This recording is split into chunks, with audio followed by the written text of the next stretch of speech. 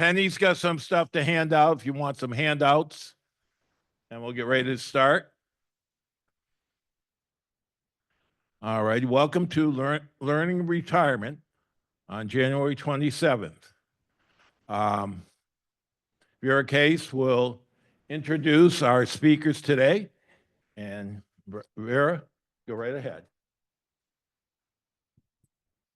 To bring this down to my level. Good morning, everyone. It's my pleasure, need my specs on. It's my pleasure to introduce two highly talented women. Elizabeth Bradford, a native North Carolinian and a very accomplished and highly regarded artist, and Leah Newman, a knowledgeable art historian and artist who is the director and curator of Davidson College's art galleries and adjunct assistant professor of art. I've known Elizabeth for a long time and have appreciated her wonderful paintings depicting the natural landscapes of rural Mecklenburg County, especially those inspired by the beauty that she finds in her family farm. Elizabeth studied art at Randolph-Macon Women's College, UNCC, UNC Chapel Hill, and Davidson College. She participated in residencies in the US, France, and Greece. In addition, she has numerous solo exhibitions, and her art is represented in museums, as well as in corporate and private collections across the United States. She was honored by being included in the U.S. State Department's Art in Embassies program, which places work of American artists in embassies around the world. One only needs to walk through the Davidson campus to see how Leah's influence has made art a prominent part of the college's landscape. Through her leadership and curatorial projects focusing on subjects such as HIV, climate catastrophe, and immigration, the visual arts have also become an integral part of teaching and learning at Davidson. She has helped the college acquire nearly 1,000 works of art and diversified the collection by adding significant sculptures and commissions. Leah earned her BA in art history and a BFA in general studio with concentrations in sculpture and photography from Winthrop College and an MA from Duke University. Today, Elizabeth and Leah will utilize Elizabeth's beautiful paintings to give us insight into the ways an artist creates visions of our world. Please join me in welcoming Elizabeth and Leah.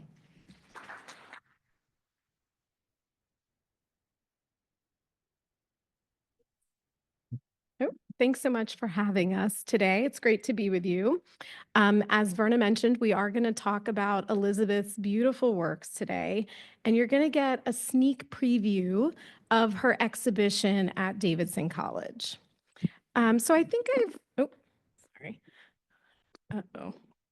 I tried to move this here. Okay, sorry. So I think I've been here about 11 or 12 years, and I probably learned about Elizabeth's work shortly after I moved to the area. But only in the last year and a half or so, we started really seriously talking about an exhibition at the college. For those of you not familiar with Elizabeth's work, I really wanted to show this work because you're about to see some incredible, intricate, beautiful works of art that reflect the landscape here. I guess you can see, oh, my Slack notification, sorry. So you're seeing a little glimpse of a painting here. One of the reasons that I also really wanted to show Elizabeth's work is because in the history of the galleries, we just are around 31 years old.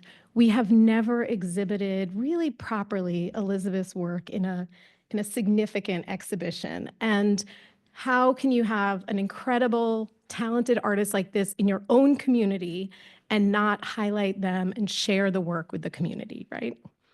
And then we connect to Elizabeth's concept. So we're going to hear more about that. I think initially the works are really understood as beautiful renderings of the land, and that is great.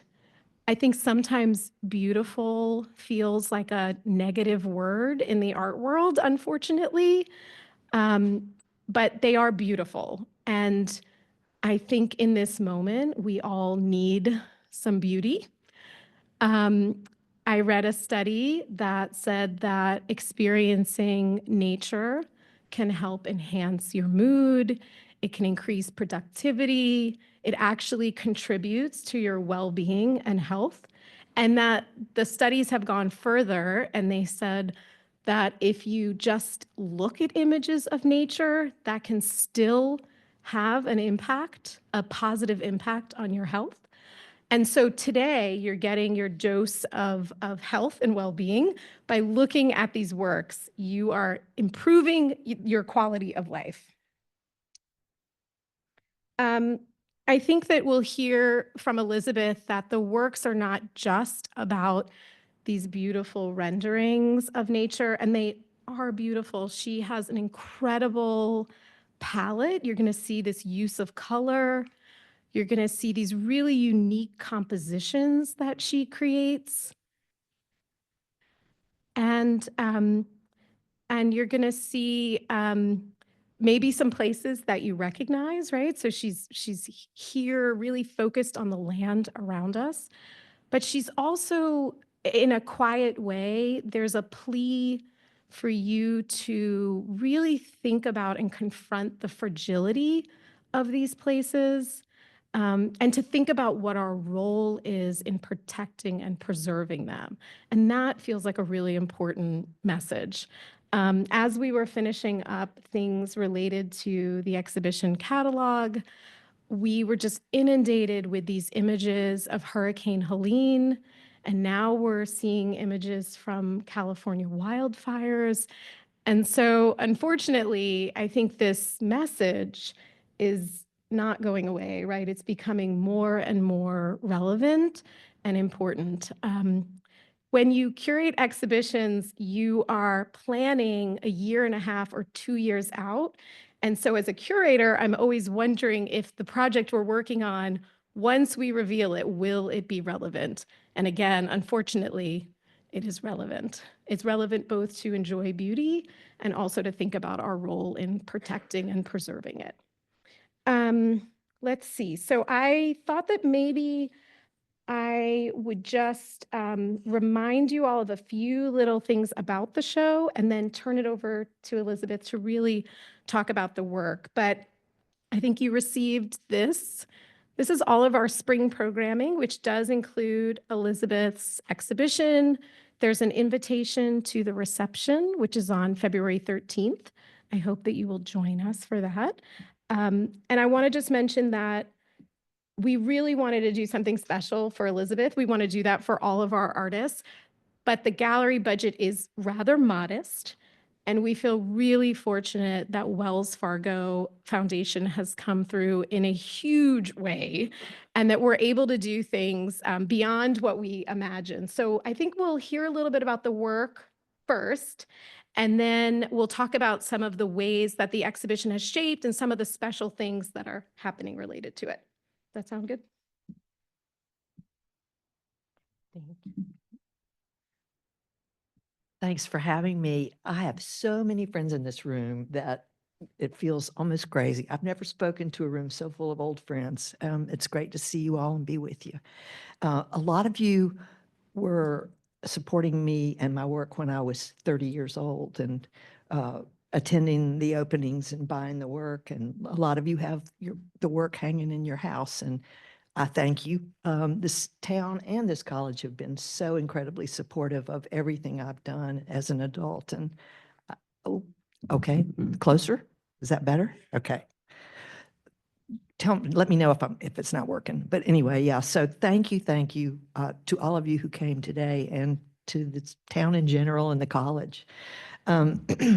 So let's get started here.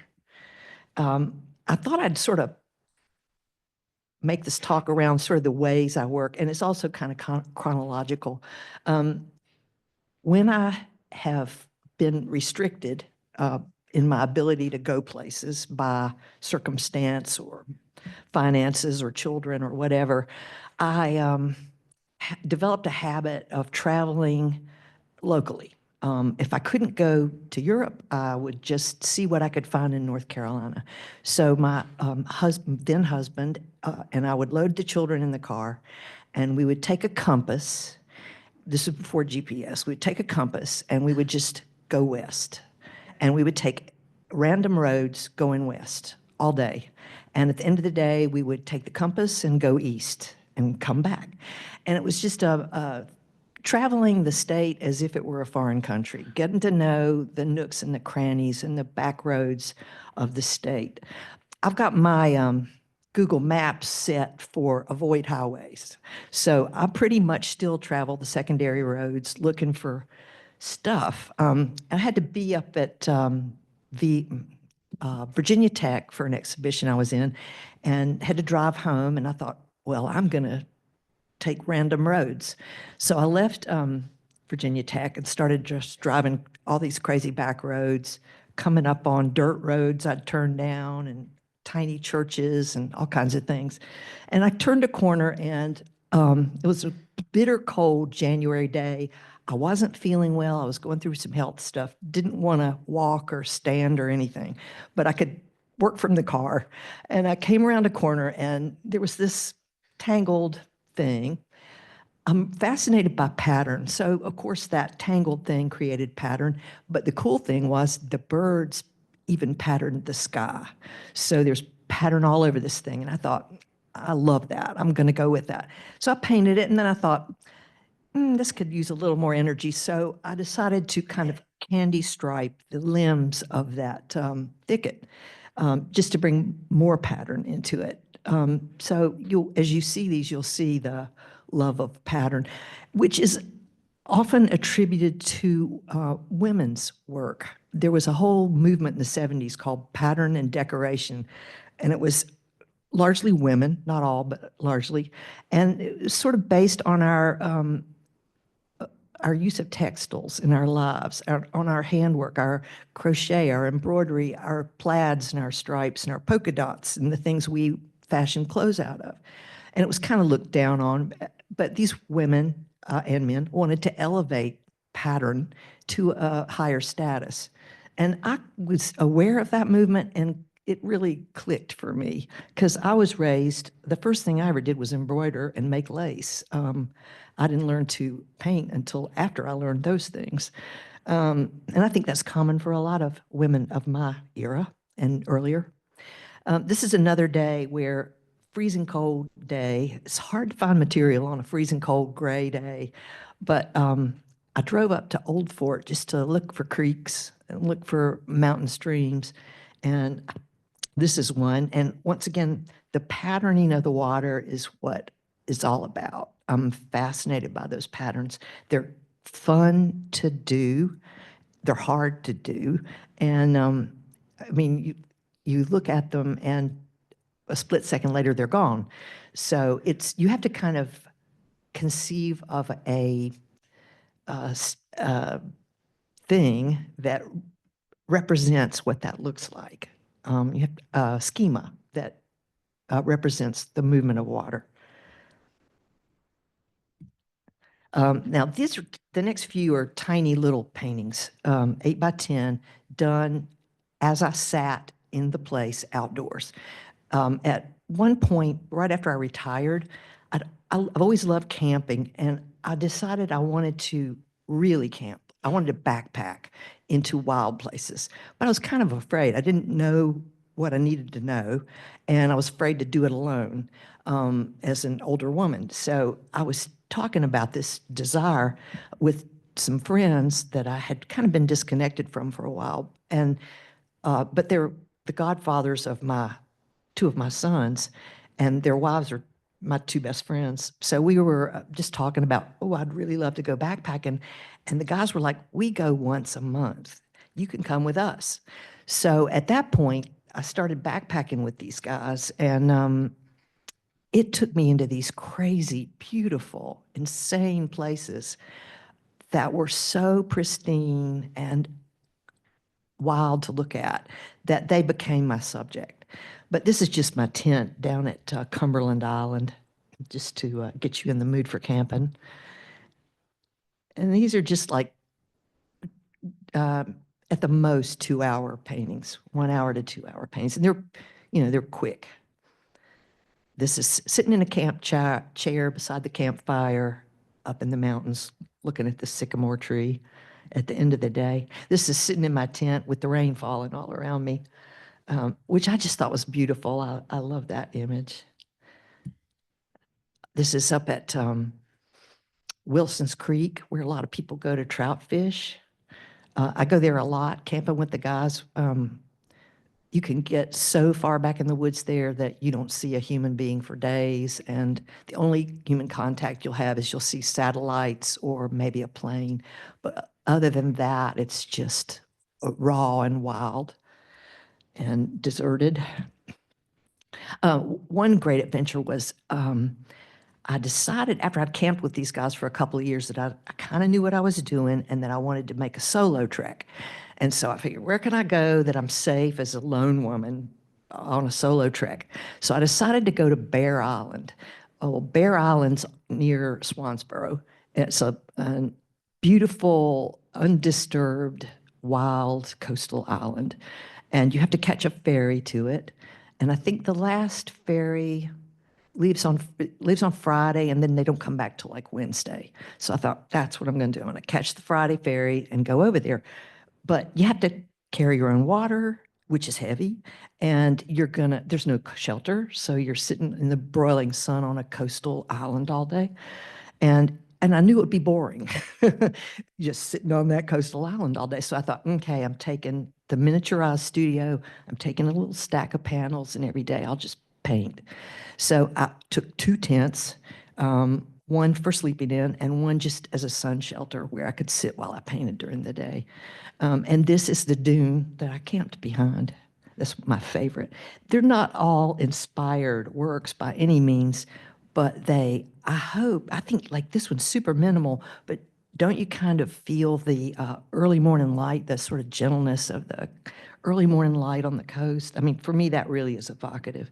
It's not a fancy painting, and this is just another dune piece. And then this is another camping trip piece. I had just gotten back from India.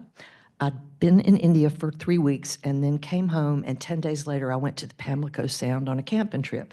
And at the Pamlico Sound where we camp, it's a state park. It's a peninsula that juts out into the water, and you camp out on the peninsula, and you can just take your kayak and slip into the water at 6 a.m. and paddle in silence. Really beautiful. And then all along the sound, there are trees that have been taken down by the water. It's eroded under the roots and the trees collapse. And so there are these skeletal trees everywhere, most of them draped in Spanish moss and all making these crazy reflections in the water. Well, I think this one's exaggerated and affected by the India experience. I think that a lot of Indian textiles and Indian embroideries are showing up in that water. And so I think it's like this sort of amalgam of those two things. This is camping in upstate New York, near Canada. Went there with the same buddies and one of my children. And we camped there for several days on a little island with a spit of rock, and we would take our camp chairs. The guy who was leading the trek said, bring a camp chair, you're going to need it. And sure enough, you just have this big rocky thing to sit on, but we could put our little camp chairs on the rocky thing, this jutted out into the water, and we would just sit there all day and watch the sun come up on this side and go down on this side.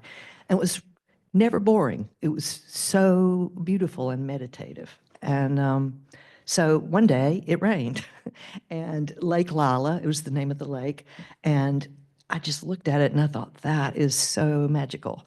So now, of course, this is not done on site. I can't do a 7-foot painting on site. I can't haul that on a camping trip.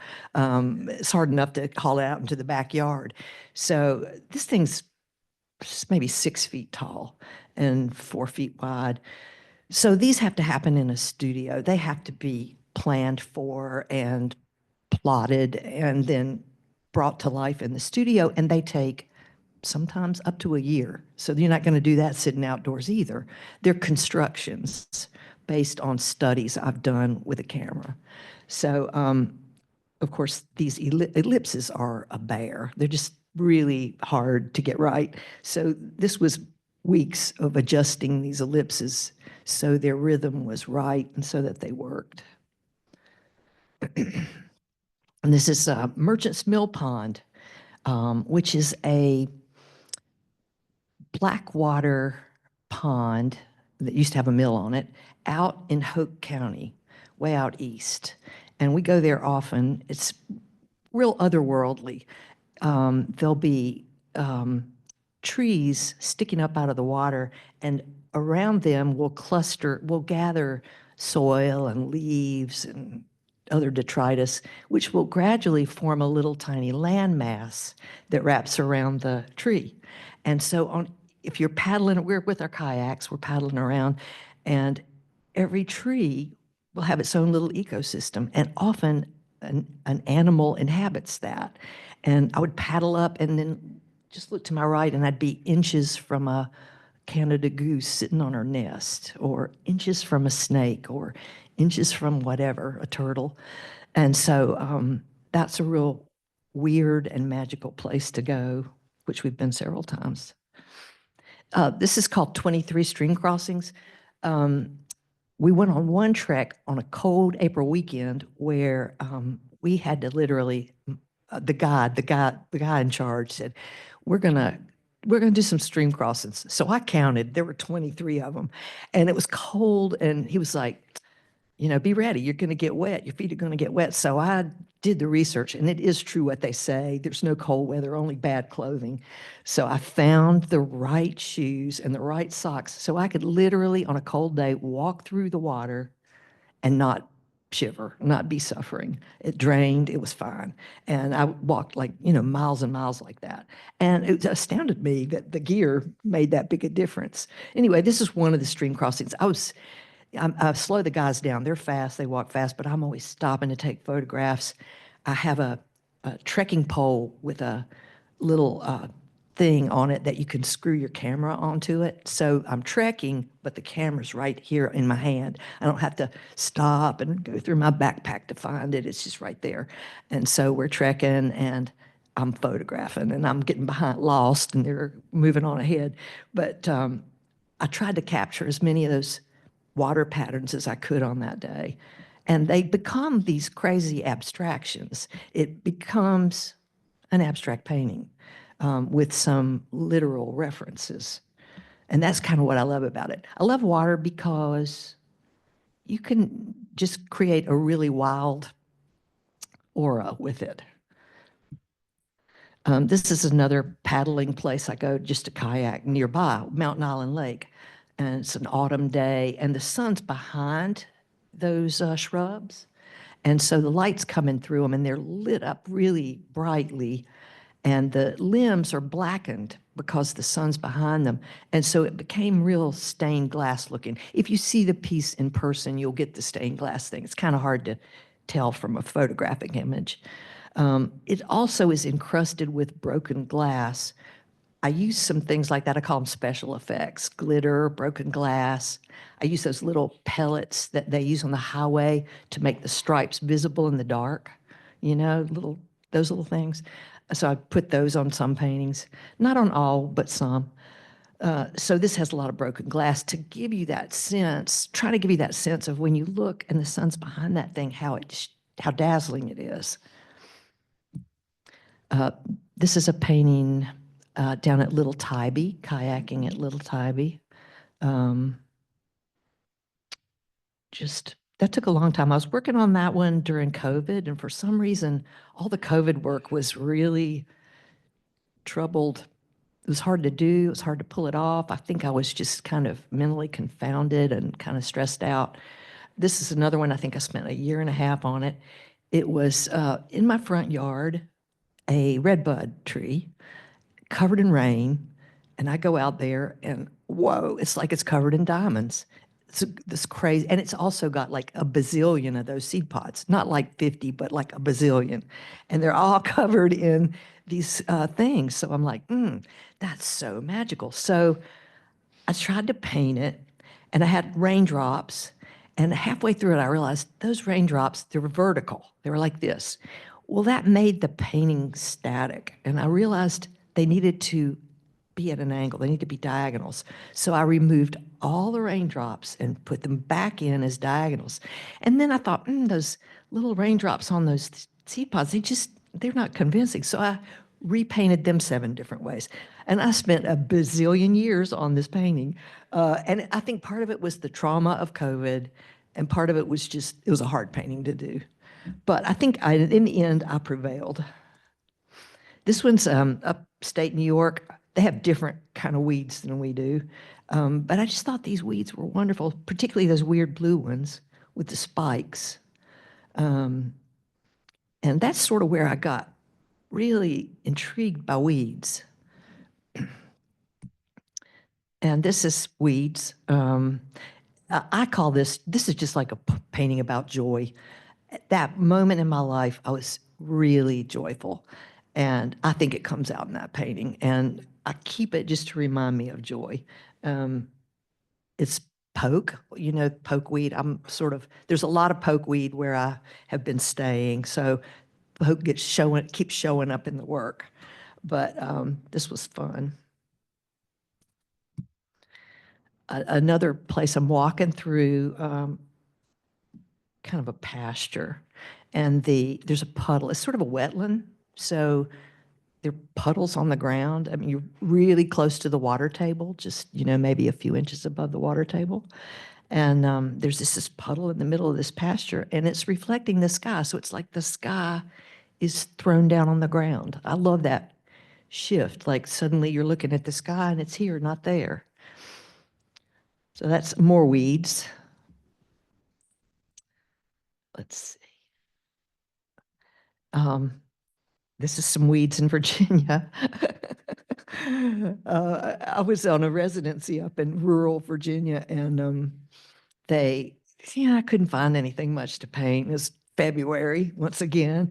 So I started hiking down into there's a pasture nearby, hiked down in there to this little creek, and it was surrounded by all this undergrowth. Nobody touched it in 5 decades. So I just decided that would be the subject, and did that there.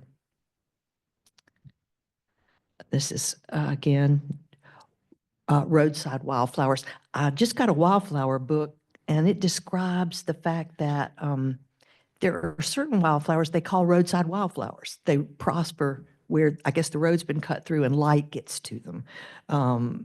Maybe better. I don't know if that's how it works, but there are roadside wildflowers. And that's what I was working on. And you can't tell from this image, but right about here, whoops, sorry, there's a Scotch thistle with about 5 or 6 bees on it. And so I wanted to try to capture that without making it a painting about bees. And then in that same little framework, there was a butterfly in this Joe Pye weed. So I thought, oh, that's just great. Like all these little critters tucked in there.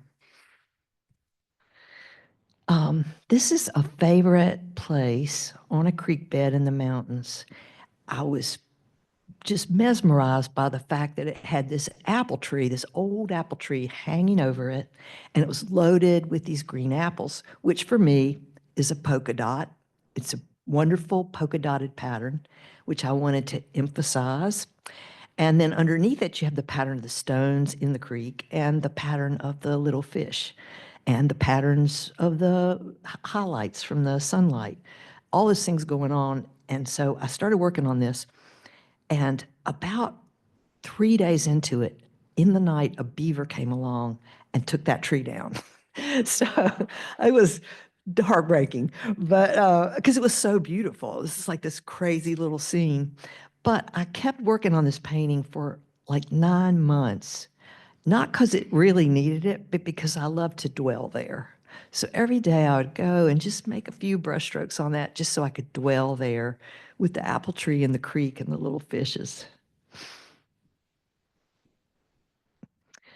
So in there somewhere, I've, like all of us, had some health issues, and I had to have a surgery, a major surgery. And because of the surgery, you may know this, but surgeries often cause terrible side effects. And the side effect of the surgery was having to have a second surgery 2 months later in the same place. So getting cut open twice in 2 months was psychologically and physically devastating. So when I could crawl my way back to the studio, I did this painting about another thing the beaver did. This painting is called What the Beaver Did. And I was attracted to it because of this really strong angle. It's aggressive. This is a very aggressive composition. It's kind of like a missile shooting through space. It's kind of vicious. And I guess that attracted me. And then it's coupled with the beautiful calligraphic rhythms of the water. It's like, you know, heaven and hell in the same picture. So I worked on this a long time, painted in all the water patterns, decided they weren't right, painted out all the water and repainted it, and totally changed it. But I've decided much later, didn't know at the time, I didn't have the self-knowledge to realize I was painting my own distress, but that's what this painting's about. And I followed it with this one. These firewood, this cut down tree, all these are about being cut. I don't usually do things like evidence of humans, like a tree that's been cut up, but these were, I think, outgrowths of that surgery. And I just didn't know it. I was just, you know, how you heal yourself in odd ways. So that's how I was healing myself. So then so I'm weak and I'm not feeling great, but I'm painting. So thank goodness you can paint even when you don't feel good. You can kind of sit in one place and paint.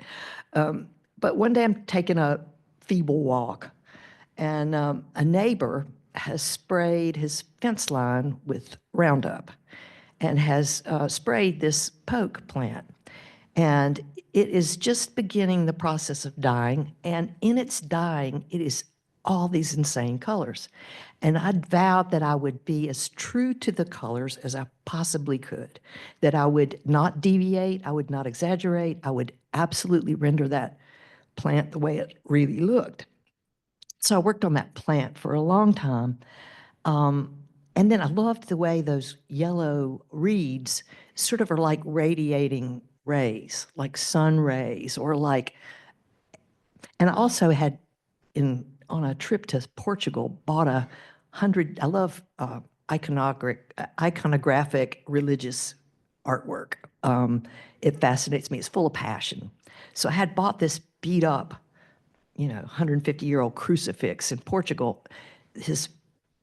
He's falling apart, but he's in that same position as the poke. And the minute I saw that poke next to that fence line, I thought, that's that crucifix. That is the suffering.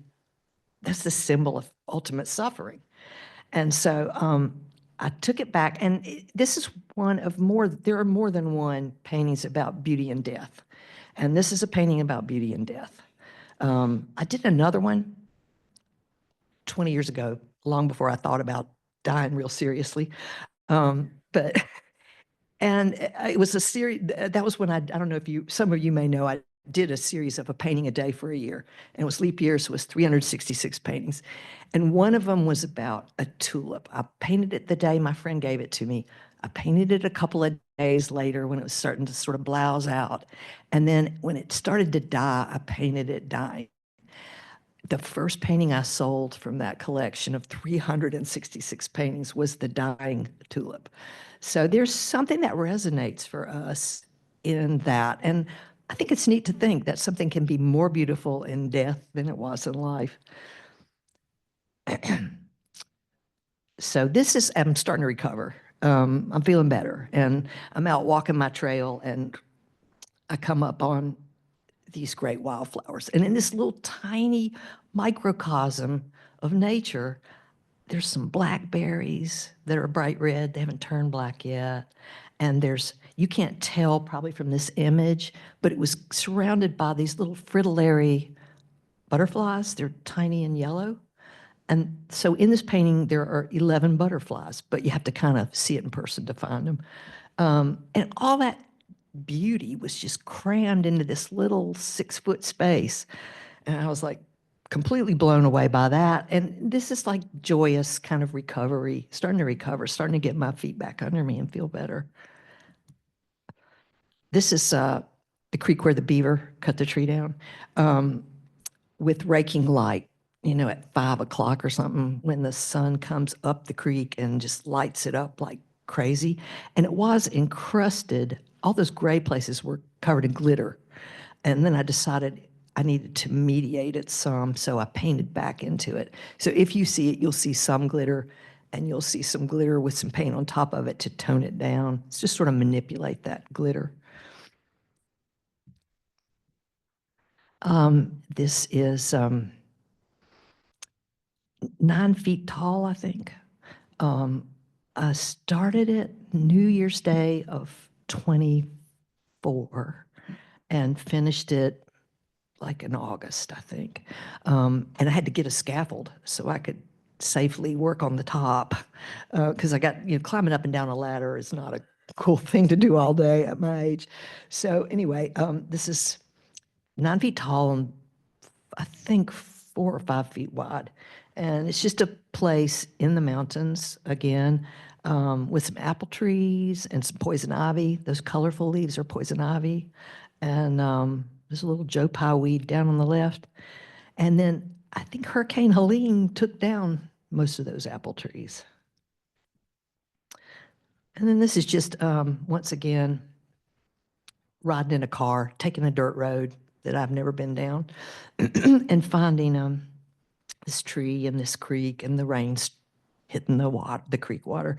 And you can't tell from this image. You really have to see these in person, y'all. But there's a strand of barbed wire that's gotten enmeshed in the tree bark. The tree bark's grown around it. You've seen that. So I hardly ever paint man-made things or evidence of humanity. But fences do creep into the work. And there's a theme about freedom there that I've been exploring kind of subconsciously forever, since I was little. And so this strand of barbed wire is a reference to that.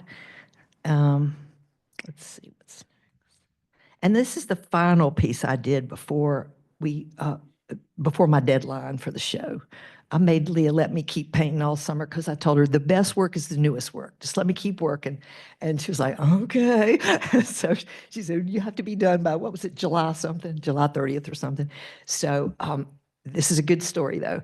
So I'm walking around, going to my favorite creeks, and I'm looking down, and the camping guys, the main guy who's the leader is a biologist and a stream specialist. So camping with him is not only, he doesn't just teach you about camping, but he's always lecturing about the natural world at the same time.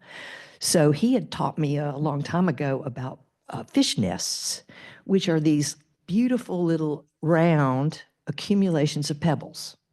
Okay, so I go by and I see this fish nest in my favorite creek, and it's swarming with these wild red fish. So I immediately contact my buddy, the stream specialist. I'm like, what in the heck is this? And he said, that the nest is made by a fish called a stone roller. And the stone roller has a really strong lower jaw and a big nose. And the stone roller pushes stones into this nest formation. And then other fish use it. And these little red fish are called red lip shiners. And so red lip shiners were just hovering there. They were hatchlings, and they were just swarming this stone roller nest, which I thought was just super magical. I mean, it's crazy. So I had to paint it, so I painted that. And that was the final painting I did for the show. Let's see, I think that's the last of my slides. Yep.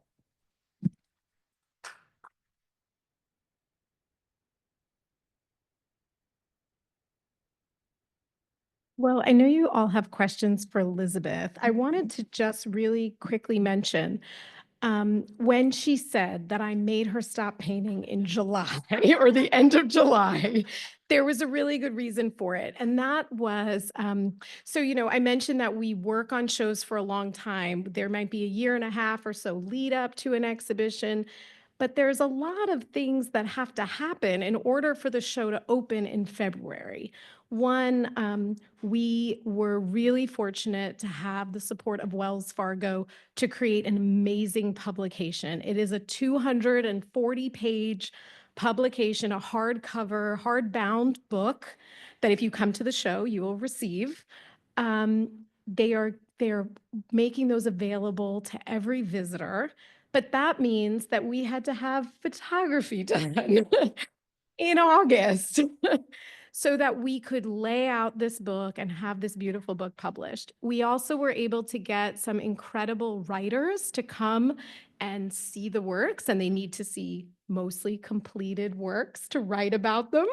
And so Dr. Leo Mazow, who is curator of American art at the Virginia Museum of Fine Art in Richmond, has written an incredible essay for the publication. Dr. Emily Stamey, who's another curator of contemporary art at the Weatherspoon, also came in July to see the work and wrote another essay for the publication.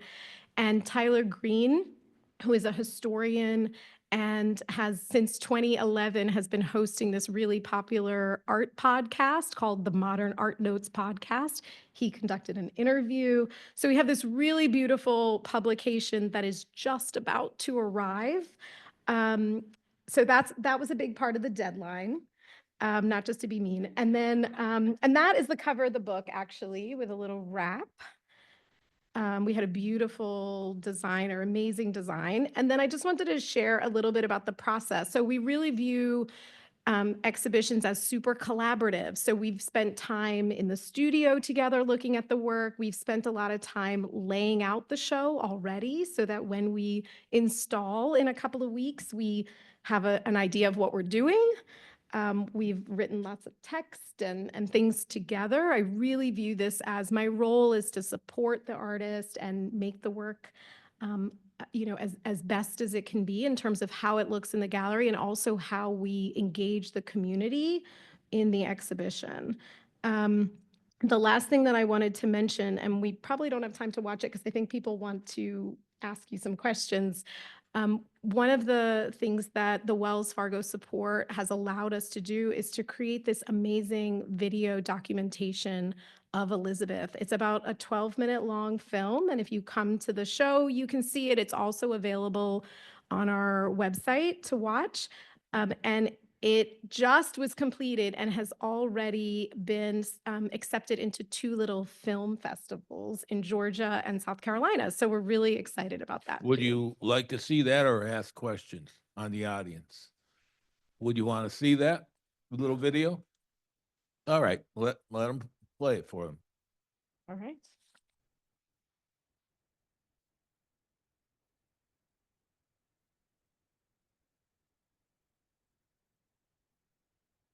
I want to make sure our sound is working.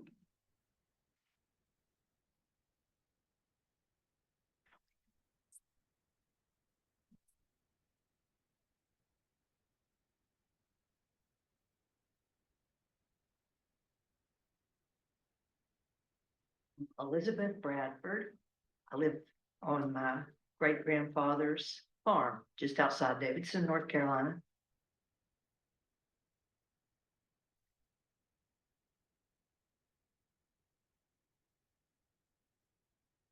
When I was little, I would come here to stay with my grandparents, and it was a working farm then. My great-grandfather bought this place in 1890, and then my grandfather was born in my bedroom in 1896, and then my father was born in my bedroom in 1926. I moved here shortly after college and have lived here my whole adult life. And I came back here because the memories I had of being here as a child with my grandparents were so powerful. Growing up with that front porch experience I always attribute that front porch experience to my strong sense of place. And, you know, I have traveled all over the world, but to me, the most beautiful place was always here. And I'm deeply rooted.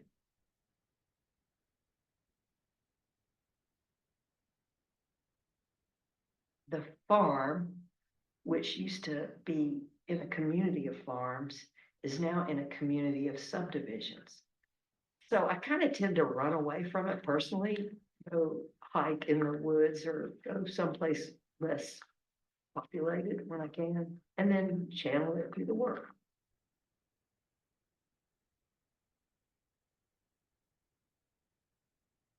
The things you see deep in the wild, they're profound, they're complex and imaginative and colorful and crazy. They're just miracles everywhere. And they're the work of some kind of incredibly creative force. That's my cure for pain. If there's a pain I can't handle, that's the way I can begin to cope with it. For 15 years, I had the job of being an art teacher in a high school. I didn't get long stretches of uninterrupted time. So if there was a single snow day, vacation day, whatever, it was a painting day.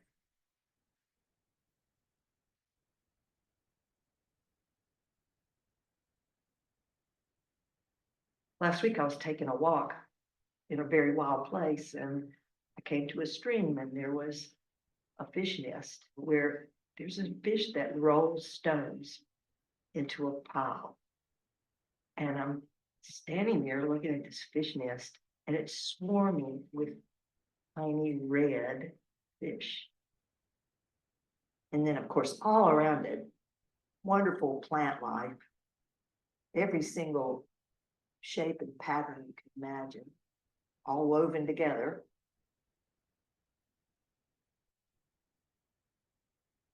Well, I'm painting that right now because that's just wild. That's just a crazy, wild thing to see.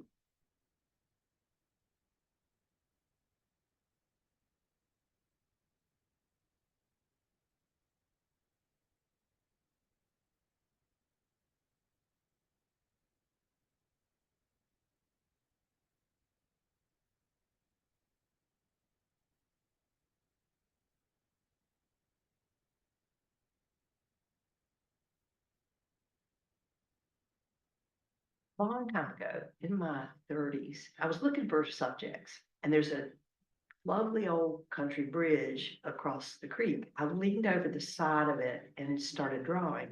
And that was my first time I really studied water patterns and rendered them. Over time, it just became a real fascination. It's like having a creek in your living room. What could be better? You know, your house could be falling water too. Just get the right creek going. I like the idea of bringing those things into the home, and it's like punching a window in the wall. And I know the old talk about, is art a window or not? And mine is kind of a window. I kind of always like that idea. If you're working from nature the way I do, it composes itself. And like millions of things overlap millions of other things. You don't have to do a lot. It's provided for you. Just copy it down. And let all your angst and your weirdness and your ideas come through that channel, through that portal of your work. When I was first getting started, my very first efforts were in colored pencil, which is automatically very quiet. If you want it to be vivid, you have to go over and over and over and over it 1,000 times. And so I was doing these highly developed drawings that were big, that were color pencil, that would take me 6 months to a year to do one. And I would do the drawing, and then when it was done, I would compose it and I would crop it. I would like say, there's a whole lot of nothing over here, and I would whack that off, and I would play with cropping. Thank goodness it was on paper because I could just tear it up. But it took me a long time. That was not an easy lesson to learn. It took me maybe a decade to be strong at composing a piece.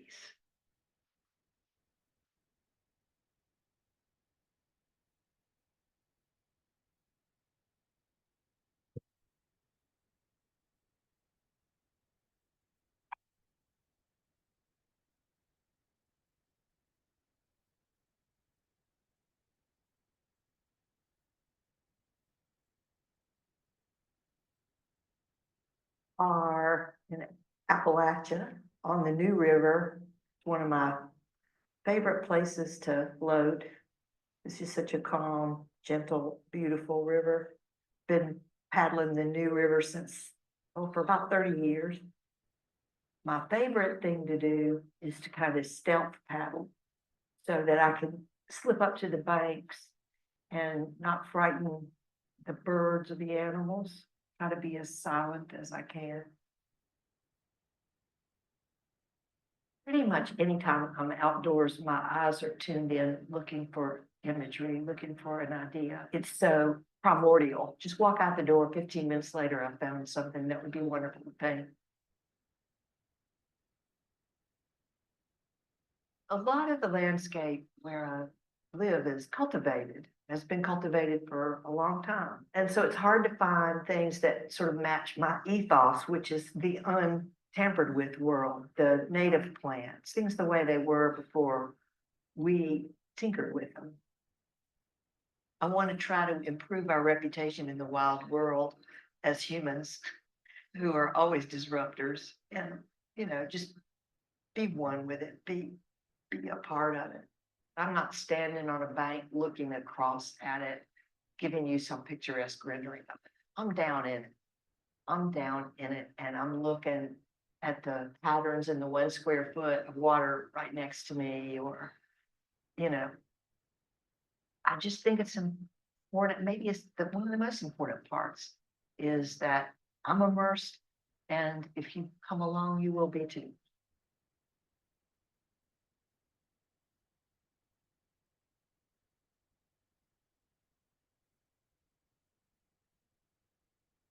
When I walk into that exhibition space, there'll be a lot of opportunities for immersion and also just like a lot of dazzling jewel-like color. I never see all these pieces together at once, ever, until they're hung. And it usually makes me gasp when I walk into a gallery and see it all together. For a long time, I suppressed color in my work because I didn't want to rely on cheap tricks. I wanted it to be solid without the advantage of gorgeous color. But later in my career, I realized that I was a total colorist and I was just being this monk about it. And so I thought, okay, what the heck? And I started dragging and exaggerating color and doing colored underpainting. That's really always where my head's been. And I'm not sure why I felt the need to suppress it, but I did. It's a seduction. This is what you call a stand of weeds, but look at the beauty of it. I mean, just for a minute, check it out. Is that shrub from Lowe's in your front yard more beautiful than this?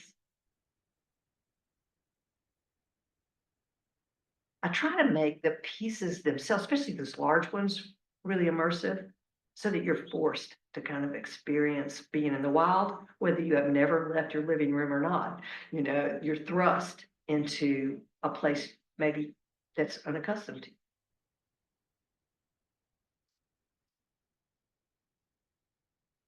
I have a lot of people respond to that too, come back at me and say, I would have looked at this before and just thought it was a jumble of weeds, but I see now the beauty in it. Or they'll send me a picture of a jumble of weeds and say, this made me think of you. So I don't think my work is straightforwardly crusading. I think it's subversively crusading.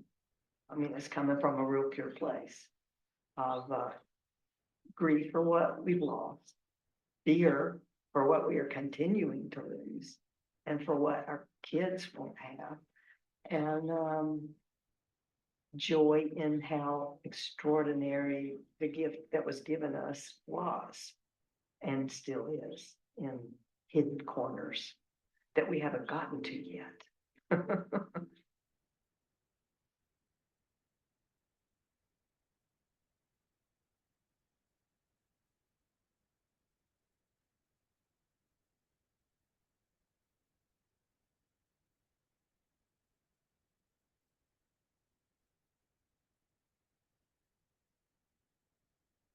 All right, any questions? We'll take a few. Well, we got time.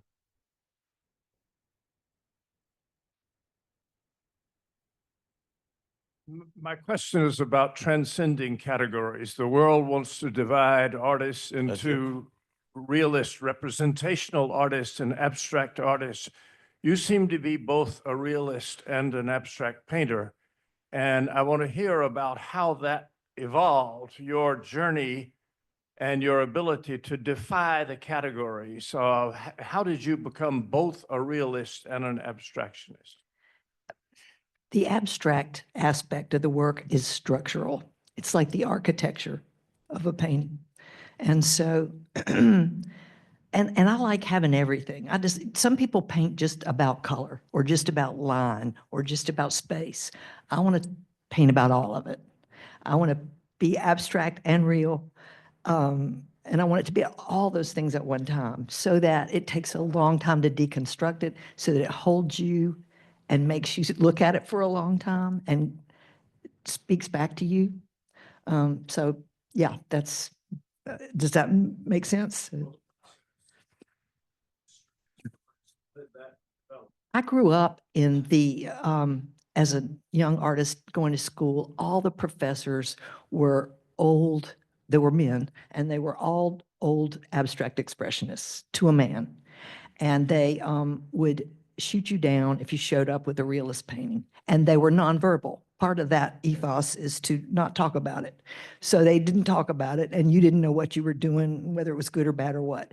And then finally I came here after I graduated from Carolina. Herb Jackson agreed to let me take senior studio with him. And Herb is the rare person who is brilliantly verbal about a thing most people can't talk about. And so he was able to talk to me in language, and he's a fabulous draftsman and realist, but he's a brilliant abstractionist. So he taught me about pictorial architecture. And that's kind of, I think he was probably inspired that in me, inspired me to have both those things going on. That was an astute question. Good question. Yeah, Herb couldn't make it today. Wasn't feeling well. I invited him today. Oh, So, any other questions? All righty. Thank you. Thank you very thank much. you all for your kind Thank you attention. all.